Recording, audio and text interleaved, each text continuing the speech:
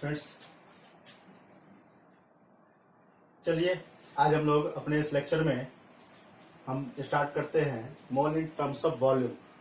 क्योंकि हमने दो टर्म्स पढ़ लिया है पिछले लेक्चर्स में। एक में हमने पढ़ा मोल इन टर्म्स ऑफ नंबर, दूसरा था मोल इन टर्म्स ऑफ मास। फिर हमने उस पर कुछ न्यूमेरिकल्स भी देखे थे। उन न्यूमेरिकल्स के बेसिस पर बहुत कुछ आपको सीखने को मिला होगा। चलिए आज हम लोग बात करते हैं मोल इन टर्म्स ऑफ वॉल्यूम। आइए, मोल इन टर्म्स ऑफ वॉल्यूम में हम बात करते हैं सबसे पहले दो जो फॉर्म्स हैं, जनरल फॉर्म्स है एक ही, लेकिन हम लोग उसको दो अलग अलग नामों से जानते हैं। एक होता है, बात करते कहते हैं एट एसटीपी और एनटीपी। देखिए दोनों वर्ड आपको अलग अलग लग रहे हैं। दोनों जो ये जो है एसटीपी और एनटीपी, ये दोनों अलग अलग लग रहे हैं, लेकिन है दोनों सेम ही है। एसटीपी हो गया सिंपल टेम्परेचर एंड प्रेशर और एनटीपी हो गया नॉर्मल टेम्परेचर एंड प्रेशर। मतलब दोनों का हिंदी में नाम होता है साधारण ताप और दाब। तो बात एक ही है, एसटीपी कहो या फिर एनटीपी कहें, हम एक ही चीजें हैं दोनों। तो बात जब करते किसी गैस के वॉल्यूम की बात की जाती है अगर, तो कहते हैं एट एसटीपी और एनटीपी द वॉल्यूम ऑफ, जब ये स्टेटमेंट ध्यान रखेंगे क्या, the volume of 1 mole of gas, 1 mole of gas is equal to 22.4 litre. मतलब देखा गया है कि साधारण ताप और दाब पर, सिंपल टेम्परेचर एंड प्रेशर पे क्या है कि किसी भी गैस के 1 मोल का जो वॉल्यूम होता है वो कितना होता है, 22.4 लीटर, या फिर आप कह सकते हो सर कितना, 22,400 ml, इतना कह लो। तो ये होता है किसी भी गैस के 1 मोल का वॉल्यूम। तो या तो समझ में आएगा, हम 2 मोल लेंगे तो हो जाएगा सर इसका डबल, 3 मोल लेंगे तो ट्रिपल। सो अगर at given temperature, at simple temperature and pressure किसी भी गैस का आपको वॉल्यूम दिया रहे, तो आप क्या करोगे, आप 22.4 से डिवाइड करके निकाल सकते हो। तो हम यहां पर इसलिए हम काम कर सकते हैं, यहां पर हम फॉर्मूला बना सकते हैं क्या, तो नंबर ऑफ मोल्स यानी n इक्वल टू कितना होगा, इक्वल टू हो जाएगा गिवन वॉल्यूम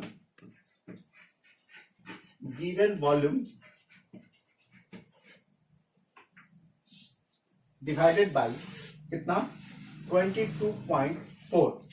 अगर यह लीटर में है तो 22.4, और यही अगर हम n लिखना हो तो कितना लिखेंगे, गिवन वॉल्यूम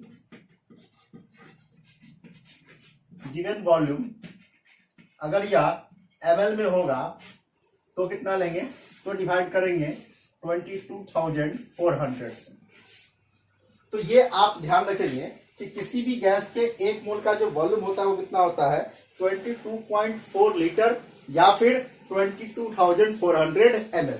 सो हम क्या करते हैं, नंबर ऑफ मोल्स कैलकुलेट करने के लिए किसी भी गैस के दिए गए वॉल्यूम में 22.4 से या फिर 22,400 से क्या करते हैं, डिवाइड कर देते हैं।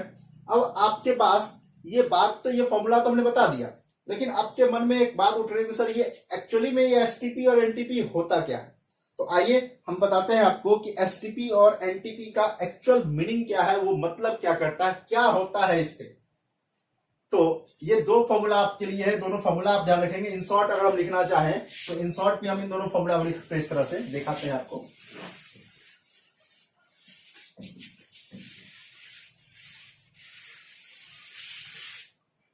आप इन दोनों फॉर्मूलाज को इन शॉर्ट लिख सकते हो कि सर मोल्स इक्वल टू कितना हो जाएगा, तो वॉल्यूम अगर लीटर में है तो V डिवाइडेड बाई 22.4, और अगर वॉल्यूम ml में है तो कितना, 22,400। तो ये आपके पास दो फॉर्मूला है मोल निकालने के दिए गए किसी भी गैस के वॉल्यूम के लिए आप क्या कर सकते हो, इस टेम्परेचर पे मोल कैलकुलेट कर सकते हो। तो ये हमने आपको बताया मोल निकालने का तरीका। अब इस तरीके के अलावे जो है हम बात करेंगे एसटीपी और एनटीपी एक्चुअली में क्या है। तो आइए हम बात करते हैं एसटीपी और एनटीपी पे होता क्या है, फिर हम लोग एक दो न्यूमेरिकल भी करेंगे, फिर आगे बात करेंगे। तो हम बात करते थे, तो यहां पर बात कीजिए कि जब भी एसटीपी या एनटीपी की बात आए, एसटीपी या फिर एनटीपी की बात आए, तो एसटीपी और एनटीपी का मतलब क्या होता है सर? तो कहते हैं कि एट एसटीपी या एनटीपी टेम्परेचर जो होता है वो होता है कितना, वो होता है कितना, 0 डिग्री सेल्सियस। या फिर आप इसको क्या कर सकते हो, लिख सकते हो 273 केल्विन। एक्चुअल वैल्यू होगा इसका 273.15 kelvin, but in calculation we always use 273 kelvin. तो ये आप ध्यान रखेंगे, टी यानी कि टेम्परेचर जो होता है टी वो कितना होता है, 0 डिग्री सेल्सियस या फिर 273 केल्विन। अभी हम बताते भी, आपको हम बताएंगे आज मेजरमेंट कैसे आप चेंज करते हो, कैसे आप इन यूनिट्स को चेंज करते हो, डिग्री सेल्सियस से केल्विन में, केल्विन से डिग्री सेल्सियस, ये सारी चीजें हम आज डिस्कस करेंगे। दूसरा जो आपके पास होता है वो है प्रेशर। तो प्रेशर का जो वैल्यू होता है इस एसटीपी पे, तो एसटीपी पे प्रेशर का जो वैल्यू होता है वो कितना होता है, प्रेशर जो होता है ये होता है 1 atm, 1 atm, या आप इसी को लिख सकते हो सर 1.013 इंटू 10⁵ पास्कल, या फिर न्यूटन पर मीटर स्क्वायर, क्योंकि आप जानते हो प्रेशर का यूनिट कितना होता है, न्यूटन पर मीटर स्क्वायर। तो ये दो बातें आपको ध्यान रखनी है, एसटीपी पर ये दोनों बातें होती है। अब इसी एसटीपी पर यानी कि इतने टेम्परेचर और इतने प्रेशर पर देखा गया कि अगर किसी गैस का आप 1 मोल लेते हो, कितना मोल लेते हो, 1 मोल, अगर n इक्वल टू 1 मोल आएगा तो यहीं पर कितना आया, तो v इक्वल टू कितना आ गया था, 22.4 लीटर आया था। तो इसलिए कहा गया कि एसटीपी पर या एनटीपी पर किसी भी गैस के 1 मोल का वॉल्यूम कितना होता है, 22.48। यह ऑब्जर्व वैल्यू है, इसको आपको ध्यान रखना है, एक्सपेरिमेंटल वैल्यूज है। तो यहां पे ये चीजें आपको ध्यान रखनी है कि टेम्परेचर और प्रेशर का, यानी कि इस टेम्परेचर और इस प्रेशर पर आप किसी भी गैस का 1 वॉल्यूम ले लो और उसको क्या करो, उसको मापो, उसके वॉल्यूम, उसका वॉल्यूम कैलकुलेट करो, तो आप पाओगे कितना, उसका वॉल्यूम कितना पाओगे आप, 22.4 लीटर पाओगे। तो इसलिए ये फॉर्मूला जो अभी हम थोड़ी देर पहले आपके लिए बताए थे मोल्स निकालने का, वो इसी कॉन्सेप्ट के बेसिस पे आया था। तो ये था आपका एसटीपी और एनटीपी पे। अभी हम एक दो क्वेश्चन करते हैं, फिर हम कुछ और बातें करेंगे, कुछ इंटरेस्टिंग बातें भी हैं यहाँ पे, फिर हम लोग आगे बात भी करेंगे। चलिए आइए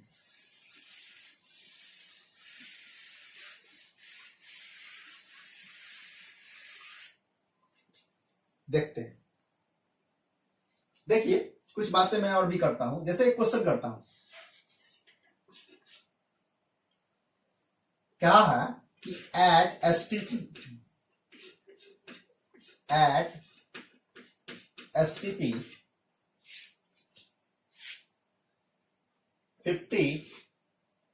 56.2 litre of,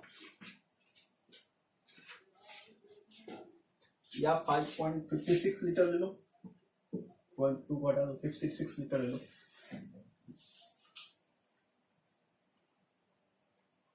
56 litre of oxygen gas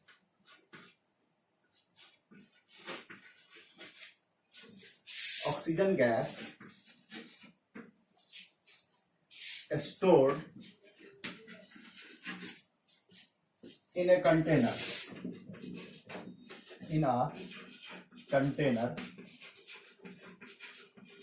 then calculate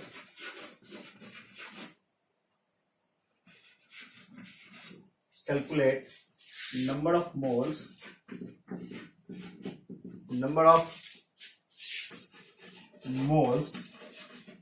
of oxygen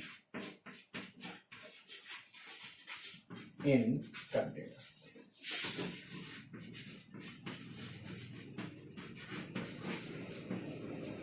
तो ये आपके पास एक क्वेश्चन है बाबू, और क्वेश्चन क्या रहा है कि एसटीडी पर ऑक्सीजन गैस लिया गया है किसी कंटेनर में, कितना लीटर? 56 लीटर।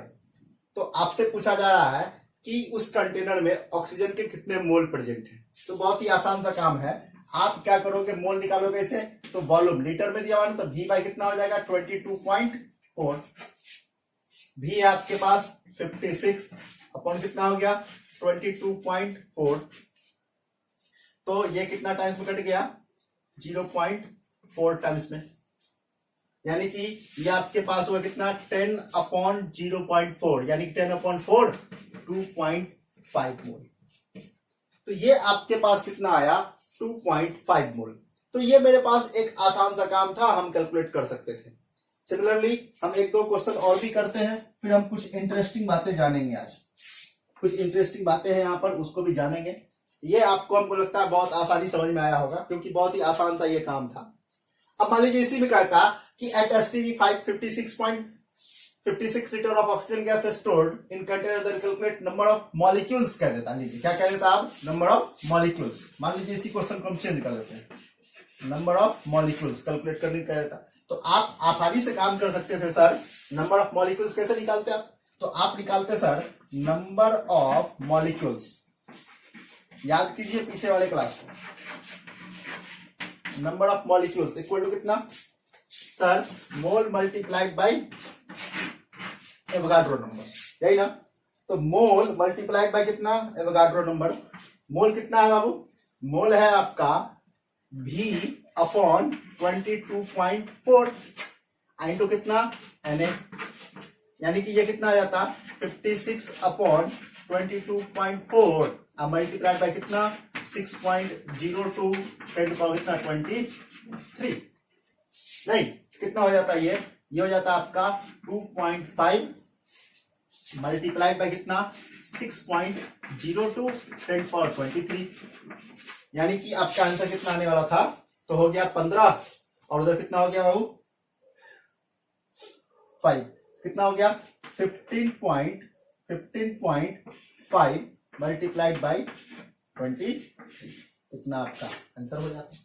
तो इस तरह से आप इस तरह के क्वेश्चन को क्या कर सकते हो? सॉल्व कर सकते हो बहुत ही इजीली। बोलो कोई कष्ट? आई थिंक नो कष्ट होना, किसी भी प्रकार का आपको कष्ट नहीं होना चाहिए। ऐसे क्वेश्चंस को आप सॉल्व कर सकते हो बहुत ही इजी से। तो यहाँ पे नंबर टर्म हो, मास टर्म हो, या फिर वॉल्यूम टर्म हो, सभी टर्म्स में क्या किया गया है? दूसरे टर्म्स को इंक्लूड कर दिया था। बट एक स्पेशल कंडीशन है वाटर के केस में। आइए हम वो स्पेशल कंडीशन जानते हैं। लीजिए बात करते हैं स्पेशल कंडीशन में।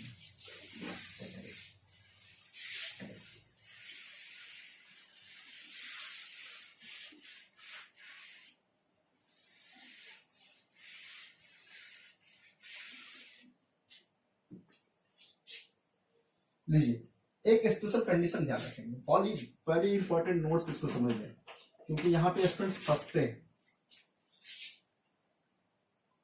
वो कंडीशन क्या है सो ध्यान रखेंगे। कंडीशन ये है, कहते हैं फॉर वाटर,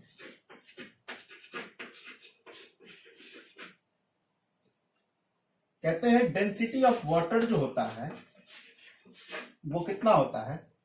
वो होता है 1 ग्राम पर ml। 1 ग्राम पर ml, यह हमेशा होता है, यह जो होता है एट 4 डिग्री सेल्सियस। तो 4 डिग्री सेल्सियस पे क्या होता है? 4 डिग्री सेल्सियस पे वाटर जो है वह डेंसिटी कितना होता है उसका? 1 ग्राम पर ml। दैट मीन्स कि आप कह सकते हो कि सर डेंसिटी तो होता है मास बाय वॉल्यूम। डेंसिटी क्या होता है? Mass upon volume. तो डेंसिटी अगर 1 है, डेंसिटी अगर 1 है तो इसका मतलब होगा कि मास और वॉल्यूम क्या होंगे? इक्वल होंगे। और इसलिए आप कह सकते हो कि सर 1 ग्राम इक्वल टू कितना होगा? 1 ml होगा। बोलो बात समझ में आ रही कि नहीं आ रही? ऐसा देखा गया, ये यूनिवर्सल ट्रूथ है, आप इसको ध्यान रखना है। Universal truth, universal truth.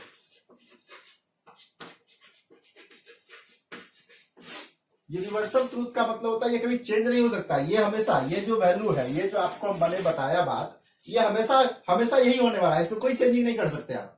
अगर 4 डिग्री सेल्सियस पर वाटर की बात की जाए तो उसका डेंसिटी कितना होगा, 1 ग्राम पर ml। दैट मीन्स कि 1 ग्राम जो होगा वह 1 ml के बराबर होगा। कोई दिक्कत नहीं होना चाहिए मुझे लगता है। और उसके बाद सर अगर टेम्परेचर चेंज कर दिया जाए तो हाँ, इट में चेंज, टेम्परेचर चेंज होने पर ये चेंज हो सकता है, बट इतने टेम्परेचर पर यही। अब क्वेश्चन में क्या करता है आपको कि मान लीजिए टेम्परेचर नहीं दिया, तो वाटर के केस में अगर टेम्परेचर नहीं दिया तो सर आपको कितना कंसिडर करना है, इतना ही कंसिडर करना है, ये आप ध्यान रखेंगे, ठीक है। अब इससे एक इंटरेस्टिंग बातें आपके सामने में आती है। एक इंटरेस्टिंग बात क्या है, बहुत ही जानी पहचानी बात है, बट हम इसके बारे में बहुत कुछ नहीं जान पाते हैं, जानी पहचानी, बट हम उनसे अनजान, उसके फैक्ट से अनजान है। वो ये बात है कि सर इसका यूज क्या होता है, इस बात का क्या यूज है।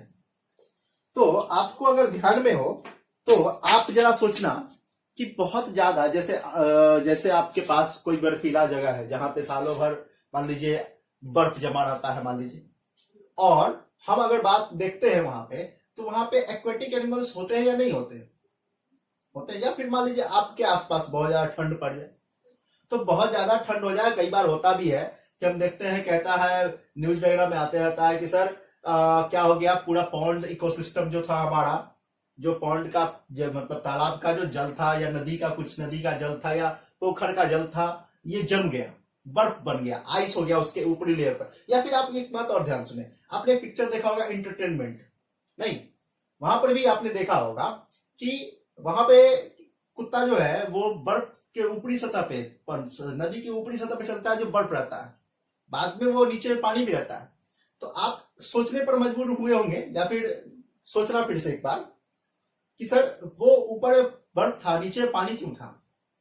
तो ये बात साइंस में कहा गया है कि जो वाटर होता है उसके नीचे का लेयर का जो टेम्परेचर होता है वो इतना मिनिमम होता ही है, उससे कम होता ही नहीं है, और इसीलिए नीचे के लेयर का जो कंडीशन है वो हमेशा वाटर फॉर्म होता है, वो सॉलिड फॉर्म में यानी कि आइस के फॉर्म में कन्वर्ट नहीं होता है। इसीलिए एक्वेटिक एनिमल्स होते हैं बहुत ज्यादा ठंड पड़ने पर भी जीवित रहते हैं। नहीं तो ऐसा होता कि जितना ज्यादा ठंड पड़ता मछलियां वगैरह मर जाती, नहीं, ठंड में मछली नहीं मिलती खाने के लिए क्योंकि सारी की सारी मरी हुई होती। तो ये बात आप ध्यान रखेंगे कि इस कंडीशन में ये 4 डिग्री सेल्सियस पे डेंसिटी ऑफ वाटर कितना होता है, 1 ग्राम पर ml। दैट मीन्स कि 1 ग्राम का वॉल्यूम कितना होगा, 1 ml होगा। और इसी कॉज के कारण, इसी फेनोमेनन के कारण, इसी नेचर के कारण जो आपके एक्वेटिक एनिमल्स है, जलीय जीव है, वो जीवित रह पाते हैं, अन्यथा वो क्या होते हैं, मर जाते, डाई। तो ये बात ध्यान रखेंगे। दूसरी बात कि अब सर इसका यूज हम क्वेश्चन में कैसे करते हैं। अभी हम क्या बताए कि अगर क्वेश्चन में टेम्परेचर मेंटेन नहीं किया गया है, यानी कि एसटीपी वगैरह नहीं इंक्लूड किया गया है, तो टेम्परेचर मेंटेन नहीं किया गया है तो क्या करना है आपको, जो वॉल्यूम दिया रहेगा वाटर का उसको क्या मानना है, उसको मास मानना है। क्या मानना है, मास मानना है बाबू, ये बात आप ध्यान रखेंगे। जो वॉल्यूम दिया गया है उसको कितना मानना, क्या मानना है, उसको मास मानना है। तो चलिए हम एक क्वेश्चन है जो आपको दिखाते हैं, कई बार यह एग्जाम्स में पूछा गया क्वेश्चन है, कई सारे एग्जाम्स में, नीट वगैरह के एग्जाम्स में, AIEEE के एग्जाम में पूछा जा चुका है। तो हम वो क्वेश्चन लिखते हैं, फिर आप देखना कैसे बनता है, बहुत इजी से बन जाएगा वो क्वेश्चन। फिर से देखिए क्वेश्चन क्या था।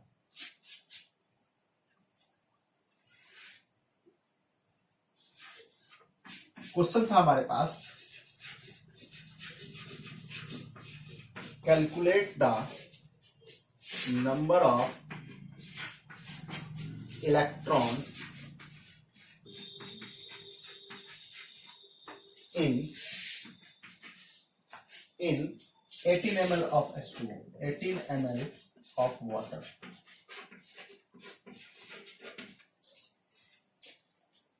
देखिए इस क्वेश्चन में कहीं पर भी टेम्परेचर वगैरह को मेंटेन नहीं किया गया है, तो आपको मेंशन नहीं किया गया है। अगर टेम्परेचर, अब ये बताया कि अगर टेम्परेचर मेंशन नहीं किया गया हो क्वेश्चन में, उसको मेंटेन नहीं किया गया हो टेम्परेचर, किस टेम्परेचर पर ये काम हो रहा है, तो वैसे कंडीशन आपको कितना मानना है, 4 डिग्री सेल्सियस। और फिर वही काम लागू करना है कि डी कितना हो जाएगा, 1 डिग्री पर ml, सॉरी 1 ग्राम पर ml, और तब क्या हो जाएगा, जो मास होगा वही क्या होगा, वॉल्यूम होगा।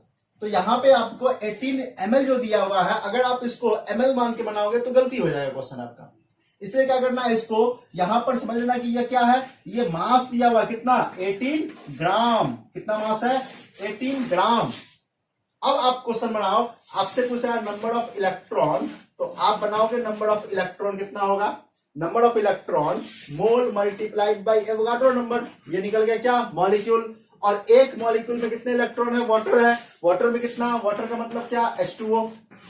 कितना इलेक्ट्रॉन हो गया बाबू, हाइड्रोजन का सर 2 इलेक्ट्रॉन, ऑक्सीजन का 8 इलेक्ट्रॉन, टोटल कितना 10 इलेक्ट्रॉन। तो इसको क्या करेंगे, 10 से मल्टीप्लाई कर देंगे, मेरे पास आंसर हो जाएगा सर 18। मोलर मास भी वाटर है कितना, 18। 18 divided by 18 into Avogadro number, आई टू कितना 10, यानी कि ये कट के खत्म हो गया। कितना आंसर आ गया आपका 6.02 10 पावर कितना 24। तो ये इस तरह से आप क्या कर सकते हो, ऐसे क्वेश्चंस को सॉल्व कर सकते हो। तो ये आप ध्यान रखेंगे, ऐसे क्वेश्चंस को ऐसे ही सॉल्व करना है। वाटर के केस में ये बातें आप ध्यान रखेंगे, एक स्पेशल कंडीशन है वाटर के लिए, आप इस कंडीशन को क्या करना है, आपको ध्यान में रखना है। तो यही था आपका वॉल्यूम टर्म, आप इसको ध्यान में रखोगे, बहुत इंपॉर्टेंट है। ठीक है, ये जो अभी हमने बताया ये बहुत इंपॉर्टेंट है, कई सारे एग्जाम में यह क्वेश्चन पूछा जा चुका है, बार बार कई बार पूछा जा चुका है। तो इसलिए आपको क्या करना है, इसको बार बार प्रैक्टिस करना है। किसी एक अच्छी बुक को आप प्रेफर कर लो, चूज कर लो। वर्ल्ड आपके लेवल में जो भी बुक आपको मिलता है, चाहे वो नीट लेवल हो, चाहे वो IIT लेवल हो, या आपका +1 +2 लेवल हो, आप देख लो। ठीक है, आप जो बुक लेना है ले लो, बुक को लेकर के उस पर प्रैक्टिस करो, क्वेश्चन सॉल्व करो। फिर भी अगर कोई दिक्कत हो क्वेश्चन सॉल्व करने में तो मुझे व्हाट्सएप करो, कमेंट करो और अपना सॉल्यूशन पाओ मुझसे। ठीक है, आओ मैं आगे बात करता हूं आपके साथ। ये तो हम बताया आपको इलेक्ट्रॉन्स कैलकुलेट करना, कि कैसे आप इलेक्ट्रॉन्स को कैलकुलेट करोगे, या फिर मॉलिक्यूल्स देता या फिर कोई भी चीज देता अगर आपको वाटर में, तो आप वहां से कैलकुलेट कर पाते। अब हम कुछ और भी बातें करने वाले हैं, जैसे अभी हम बोले थे कि सर कैसे आप टेम्परेचर वगैरह को चेंज कर लिए थे, उस पर भी हम डिस्कस करेंगे। लेकिन उससे पहले हम क्या करते हैं, एक तो क्वेश्चन आपसे हम डिस्कस करते हैं और भी, फिर हम आगे ही बात करेंगे। जैसे मान लीजिए कि आपसे क्वेश्चन पूछा कि कैलकुलेट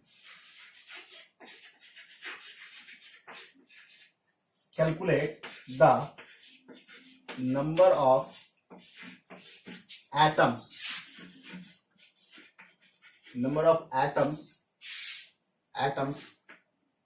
at STP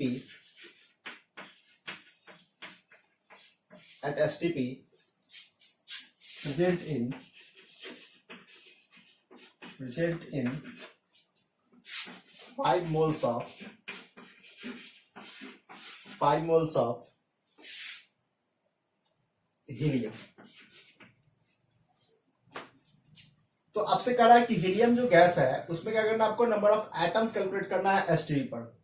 अब देखिए जो भी नोबेल गैसेस होते हैं, जनरली गैसेस होते हैं या तो डायटोमिक या फिर पॉलीएटॉमिक, बट जो नोबेल गैसेस होते हैं, नोबेल गैस डेटमेंट्स का नहीं मतलब जो अक्रिय गैसेस होते हैं, जिसको आप पहले अक्रिय गैस कहते थे, अब हिंदी में उत्कृष्ट गैस कहते हैं, और इंग्लिश में आप उसको क्या कहते हो, पहले इनर्ट गैस कहते थे, अब उसको क्या कहते हैं हम लोग, नोबेल गैस कहते हैं।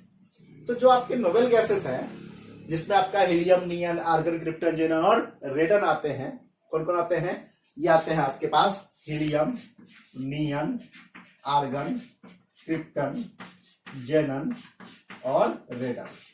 ये आपके कौन से गैसेस हैं, इसको हम लोग कहते हैं नोबेल गैस। क्या कहते हैं इसको हम लोग बाबू, इसको हम लोग कहते हैं नोबेल गैस। ये सब ग्रुप 18 के एलिमेंट है। किस ग्रुप के, इसका जो ग्रुप है वो कौन सा ग्रुप है, ग्रुप 18। ये ग्रुप 18 के एलिमेंट है, या फिर हम इन्हें जीरो ग्रुप भी कहते हैं। क्या कहते हैं, जीरो ग्रुप एलिमेंट भी कहते हैं। तो ये बात हम फिर आगे पढ़ेंगे, जब हम पीरियोडिक टेबल पढ़ेंगे तो वहां पढ़ेंगे। फिलहाल ये जो नोबेल गैसेस है यानी कि जीरो ग्रुप के एलिमेंट है, या ग्रुप 18 के जो एलिमेंट्स हैं, उन सभी एलिमेंट्स को क्या नाम दिया जाता है, नोबेल गैसेस क्यों कहा जाता है। पहले इनको इनर्ट गैस कहा जाता था। क्यों कहा जाता था, बहुत सारे बच्चों को पता होगा कि ये जनरली इनके ऑक्टेट या डुप्लेट कंप्लीट होते हैं। तो ऑक्टेट या डुप्लेट कंप्लीट होने के कारण होता क्या है कि इनमें इलेक्ट्रॉन्स को एक्सचेंज करने की कैपेसिटी, मतलब ये रिएक्शन में पार्टिसिपेट करना नहीं चाहते, और इसीलिए इन्हें क्या कहा जाता था, इनर्ट गैस अक्रिय गैस कहा जाता था, क्योंकि ये रासायनिक अभिक्रियाओं में पार्टिसिपेट करना, भाग लेना नहीं चाहते थे। बट कुछ कुछ दिनों में कुछ मॉलिक्यूल्स पाए गए हैं, किसके, जेनन के, ठीक है। तो इसलिए क्या किया गया है, अब इनको इनर्ट गैस न कर करके क्या क्या नाम दिया गया है, इनको नाम दिया गया है क्या, नोबेल गैस, उत्कृष्ट गैस है। तो हम यहां पर वही बात कर रहे हैं कि उत्कृष्ट गैसों में क्या होते हैं। एक पॉइंट यहां पर ध्यान रखना, यहां पर मैं एक नोट लिख रहा हूं, फिर मैं क्वेश्चन भी सॉल्व करके बताऊंगा आपको। नोट क्या है, कहते हैं noble gases are, noble gases are mono atomic in nature, mono atomic in nature. जो नोबेल गैस होते हैं बाबू, वो कैसे होते हैं, मोनो एटॉमिक होते हैं। मोनो एटॉमिक कहने का मतलब हुआ कि उनके एक मॉलिक्यूल में कितने एटम्स होंगे, उनके एक मॉलिक्यूल में एक ही एटम होंगे। यानी कि इस गैस के नंबर ऑफ मॉलिक्यूल निकालो या नंबर ऑफ एटम्स निकालो, एक ही बात है। तो हम यहां पर डायरेक्ट ऐसे क्वेश्चन को सॉल्व करेंगे। यहां से इसका सॉल्यूशन ले लीजिए, क्या हो जाएगा सॉल्यूशन इसका। तो आप कह सकते हो सर कि number of atoms equal to कितना होगा sir, mole multiplied by Avogadro number. चूंकि गैस है तो मॉलिक्यूल देगा, और यहां पर चूंकि यह मोनोटॉमिक है यानी कि एक से ही मल्टीप्लाई करना पड़ेगा, इसलिए नंबर ऑफ एटम्स मॉलिक्यूल्स क्या होते हैं, सेम होते हैं। किसके लिए, नोबेल गैसेस के लिए। अब आपके पास 5 मोल्स दिया गया है, 5 मोल्स दिया गया है। यार तो पहले ये हम क्वेश्चन को बहुत इजी कर दिए है। 5 मोल्स दिया ही क्या था, तो यहाँ कुछ करना ही नहीं है। 6.02 10⁻23 से मल्टीप्लाई कर देना है केवल। तो ये आपका आंसर हो जाएगा सर 30.1 10⁻23। लेकिन अगर यहाँ पे वॉल्यूम दे देता तो हम ऐसा क्वेश्चन लिखना चाहते थे, बट बहुत इजी सा क्वेश्चन लिखा गया ये। चलिए फिर भी आप इसको देख लीजिए, इन सब बातों को आप ध्यान रखेंगे, ठीक है। फिर मैं दूसरा क्वेश्चन इसको चेंज करके करता हूं, इसको आप देख लीजिए। बहुत इजी सा यह काम हो गया आपके लिए। इसी में ये क्वेश्चन होगा, calculate the number of atoms at STP present in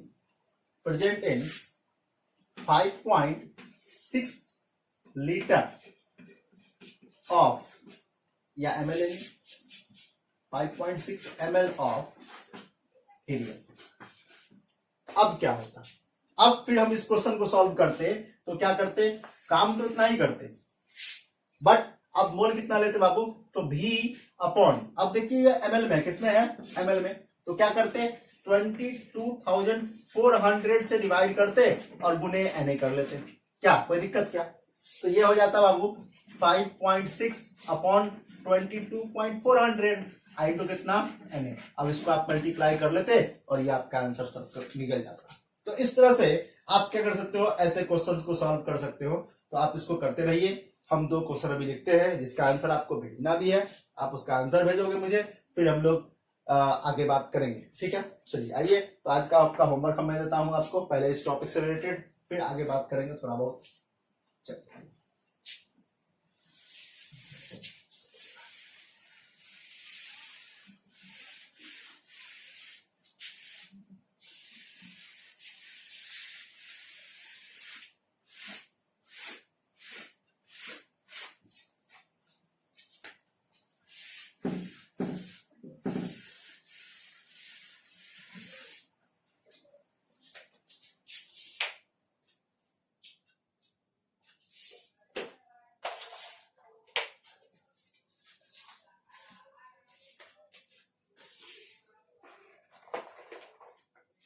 लीजिए 2 क्वेश्चन। पहला क्वेश्चन जो आपके लिए है वो है, calculate number of atoms of oxygen, number of atoms of oxygen in 5600 ml of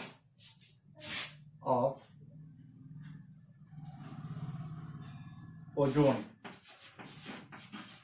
ozone का फॉर्मूला जानते हैं ना, O3 at STP,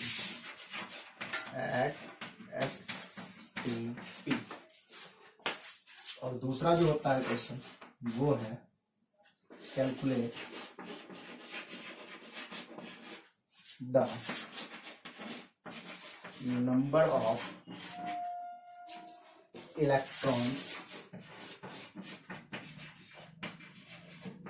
in 11.2 ml of 11.2 ml of neon gas। तो ये एट एसटीपी, तो ये दो क्वेश्चन आप सॉल्व करोगे। इसका आंसर मुझे कमेंट सेक्शन में कमेंट कर लीजिए या फिर मुझे व्हाट्सएप कीजिए, फिर मैं आगे बात करूंगा इस पे। तो ये था आपका आज का क्लास, आज का lecture, number of moles in terms of volume.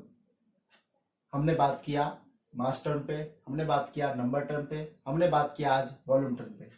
तो इन जनरल इन शॉर्ट हमने मोल को यहां पर कैलकुलेट करना केवल सीखा है, बट मोल में बहुत से ऐसे कॉन्सेप्ट, ये समझिए सिर्फ आपके मोल का इंट्रोडक्शन हुआ।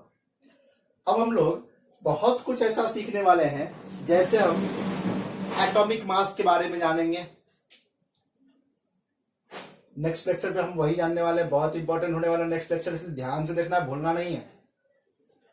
और पूरा वीडियो देखिए, पूरा लेक्चर देखिए, उससे बहुत कुछ आपको सीखने को मिलेगा। आप उसको देखें, सीखें और अपने दोस्तों में शेयर भी करते रहें। चलिए आइए हम आज का ये लेक्चर यहीं पे खत्म करते हैं। इसमें ये दोनों क्वेश्चन आप सॉल्व करोगे, मुझे इसका आंसर सेंड करना है, फिर मैं आपको कल के लेक्चर में इस दोनों का पहले आंसर बताऊंगा, सॉल्यूशन बताऊंगा। हालांकि मुझे बहुत खुशी होती है क्योंकि बहुत सारे बच्चे मुझे मैसेज करते हैं, तो मुझे बहुत खुशी होती है कि बच्चों आप मेरी बातों को सीख रहे हो, मेरी बातों को समझ रहे हो। लेकिन बेहिचक अगर कहीं पर भी आपको कोई डाउट लग रहा हो तो आप बेहिचक मुझे बताना कि सर मैं यहाँ पे नहीं समझ पाया। ठीक है, आइए फिर हम नेक्स्ट लेक्चर में आपसे बात करेंगे। ठीक है, थैंक यू।